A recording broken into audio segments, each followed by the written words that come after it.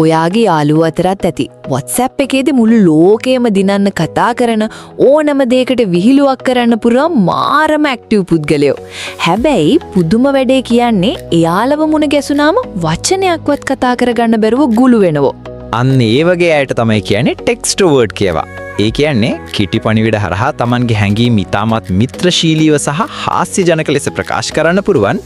නමුත් සජීවීව මුණ ගැසුනාම අධික ලැජ්ජාවක් දක්වන අය. ඇයි මේ අය මෙහෙම කරන්නේ? හේතුව සරලයි.